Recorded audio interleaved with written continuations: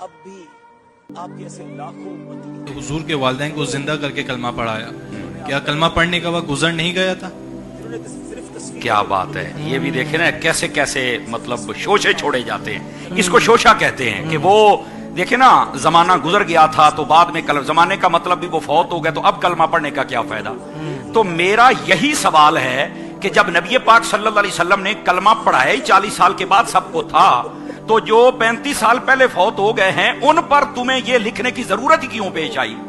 پہلے تو یہ جواب دو نا، نبی پاک کے والدین تو پہلے ہی پردہ فرما گئے تھے، تو پھر ان پر یہ بک بک لوگوں نے شروع ہی کیوں کی ہے؟ اگر وقت کی بات ہے تو یہ تو وقت سے 35 سال پہلے دنیا سے تشریف لے گئے تھے۔ اب بات سمجھ آئیے آپ کو؟ لیکن دوسری بات، آپ کیا سمجھتے ہیں کہ وقت گزر جائے تو پھر وہ مسئلہ ہو نہیں سکتا؟ تو پھر مجھے کوئی عقل مند یہ جواب دینا، حضرت سیدنا علی المرتضی شیر خدا رضی اللہ عنہ آپ کی جب عصر کی نماز نکل گئی مقام صباح پر تو آقا کریم صلی اللہ علیہ وسلم سے کہا کہ میں نے ادا پڑھنی ہے، تو حضور نے تو یہ نہیں فرمایا وقت گزر گیا بھائی بس، آپ نے سورج پلٹایا اور نماز ادا پڑھوائی تھی آپ نے۔ اب بات سمجھ آئیے آپ سبھی حضرات کو؟ تو اس کا مطلب ہے حضور تو زمانہ اور وقت پلٹا سکتے ہیں، تو محبوب پاک علی کے لیے یہ کام کر سکتے ہیں، اپنے والدین کو زندہ کر کے کلمہ نہیں پڑھا سکتے ہیں؟ یہ کون سی بات ہوئی؟ اور پھر دوسری بات بھی توجہ طلب ہے کہ کوئی ایسا کام جس کا وقت گزر جائے اللہ تعالیٰ تو اس پر قادر ہے نا؟ کہاں اللہ تو قادر ہے۔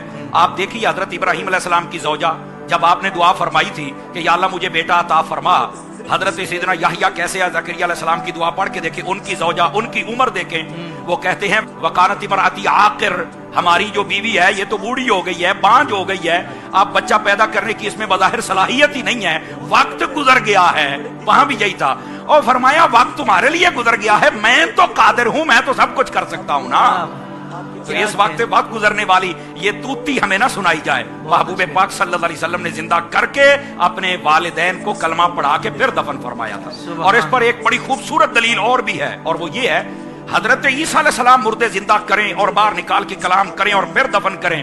بعض علماء نے لکھا اس سے جو کلام کیا تھا نا اس سے بھی یہی کلام کیا تھا، بتا میں کون ہوں؟ انہوں نے کہا ہم آپ پر ایمان لاتے ہیں، آپ عیسیٰ اللہ کے نبی ہیں۔ تو فرمایا عیسیٰ علیہ السلام مردے زندہ کریں تو وہ عیسیٰ پہ ایمان لا سکتے ہیں، محمد مصطفیٰ نے بھی اپنے والدین کو زندہ کیا کہ مجھ پر ایمان لے کے آئیں۔ آپ کا مدینہ